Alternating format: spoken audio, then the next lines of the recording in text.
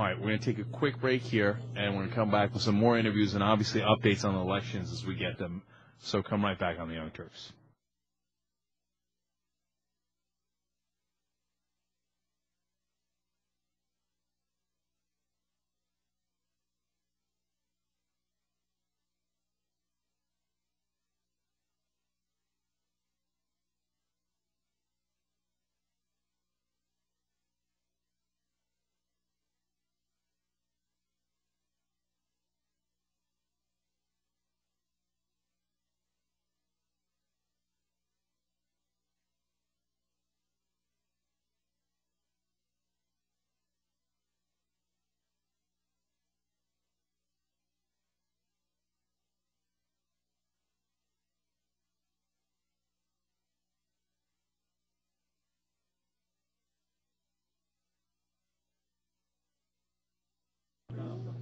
All right, back on the Young Turks, America's Future Not Conference. We are going to give you some of the news of the day in a little bit, and we're also, of course, talking to some very interesting guests. We just found out the whole story of Acorn. That was fascinating. And now we're going to talk to David Pakman. He is the host of MidWeek Politics. It's on syndicated in 90 stations across the country, and the website is midweekpolitics.com. First, tell us what the show's about, David. Political talk. We've got everybody from, actual reputable politicians all the way to racists that come on and tell me I'm a Jew liar. I mean, that's a true story. Okay, that sounds fun. We're going to come back to that. And what are the stations that you're on? It's a mix. We're on everything from, if you have Comcast in Philadelphia, you get the TV version of our show, but at the same time, if you're in Clay, West Virginia, which is not a place I've ever been to, but it sounds interesting, you get the radio version. So we're on a ton of conservative towns. That's interesting. So, how do you get on there? How do you get Well, on? usually there's one progressive public radio station. Right. And that's usually the station we're on. So you can imagine the amount of bad emails we get compared to, hey, I love your show, is like 10 to 1.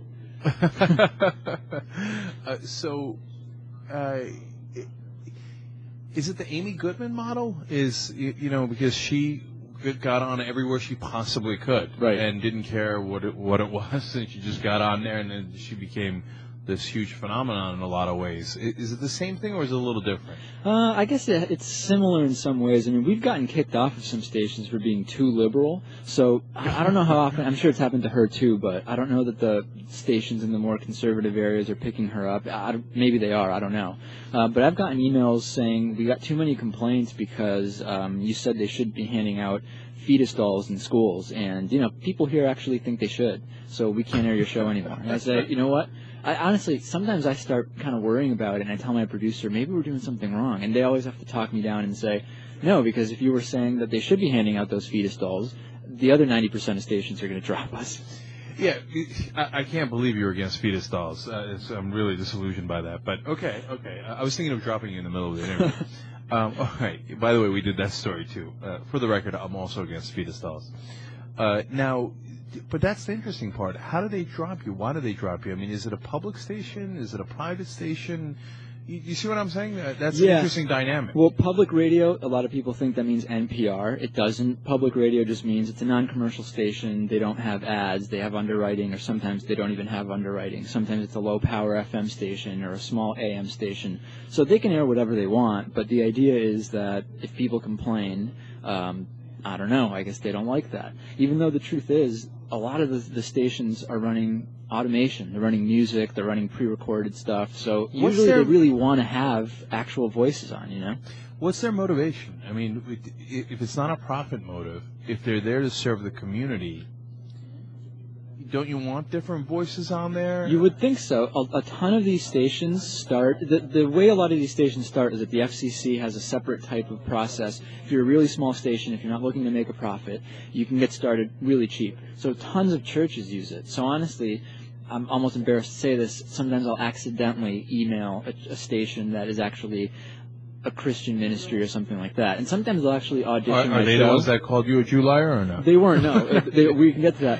And I'll get emails sometimes saying, you know what, I don't think that this program is going to work for us because we like shows that are going to teach the Bible verse by verse. Mm-hmm. And I say, I can't even believe that they're being this nice to me because I'm talking about, I'm having a Christian homeschooler on and saying, does it make sense to have people learning a curriculum based on the story of Jesus, Mm-hmm. So the fact that I don't get more angry emails from those Christian stations is surprising. Right. But otherwise, they evaluate your program, and you send them a tape, and if they like it, they put it on. Yeah, I try not to send tapes. Some ask for it. I say, click this link.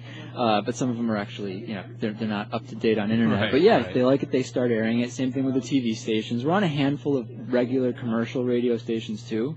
Obviously, those have a lot more listeners. But the public radio stations are how we started. So how do you keep it self-sustaining? How do you make money from it? The show has sponsors, and it also has a membership program similar to yours. It's cheaper, but we don't do as many hours a week.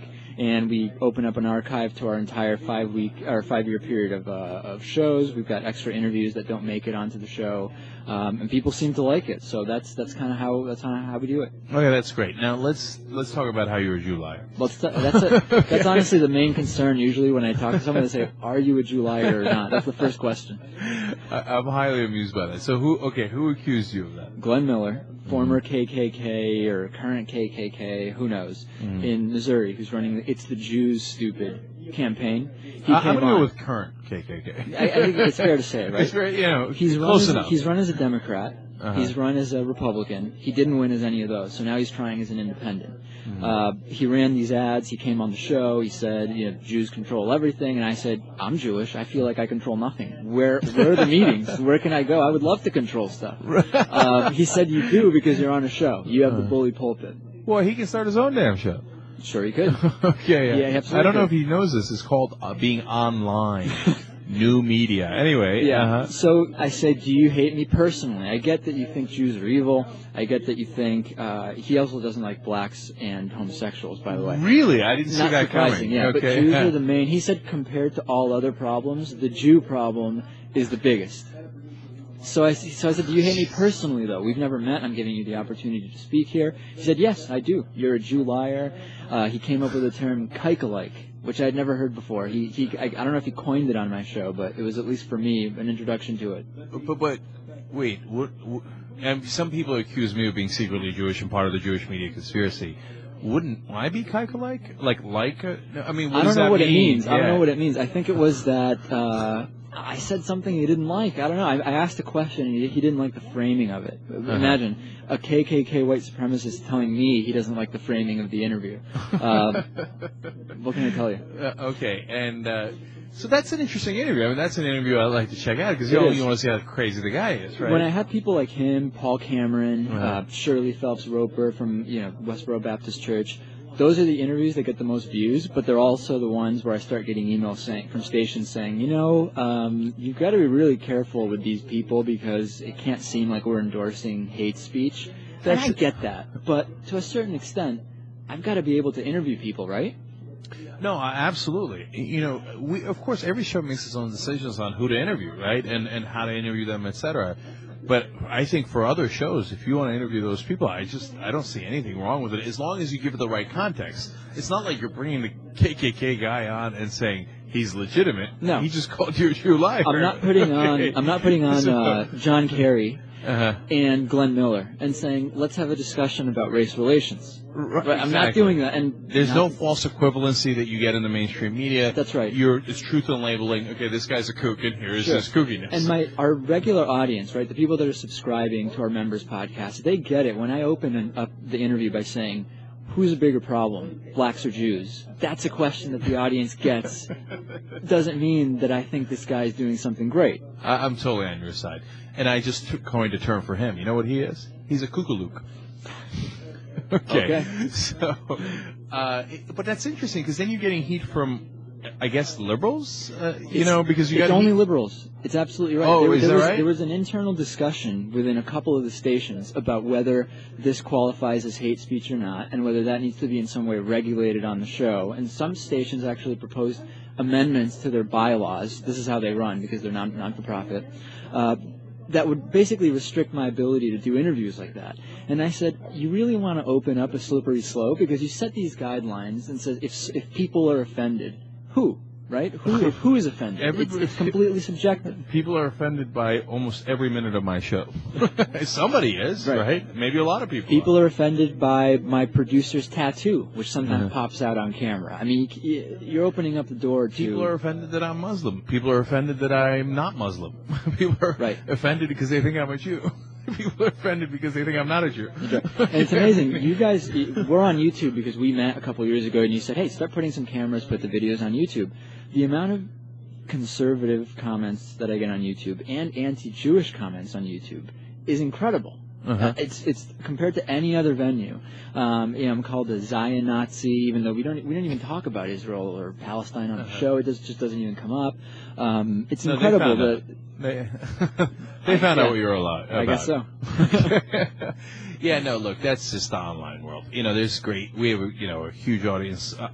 Thank God, on YouTube, and 98% of them are awesome. And then you got those guys who love to be trolls and who love to, oh yeah, Jenks this and Anna's that. But do you get bummed out about it? Never. No, I don't care at all. I'm highly amused by it. For example, Anna apparently is also a Jewess, which we didn't know. But I didn't know there was such a thing as a Jewess, let alone that Anna, who's Armenian, was one. Right.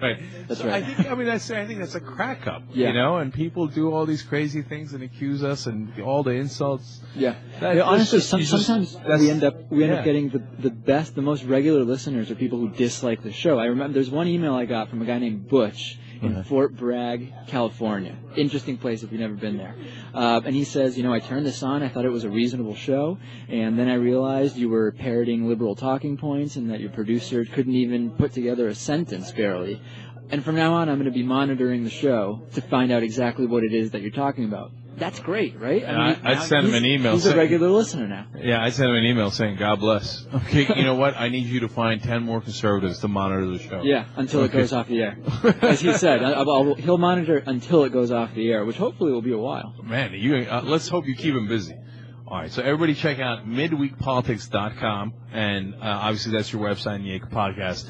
And then on YouTube... YouTube.com/MidWeekPolitics, same thing. Okay, the most logical thing I've ever heard. David Pakman, thank you so much for joining us. Pleasure. We really appreciate it. Thanks.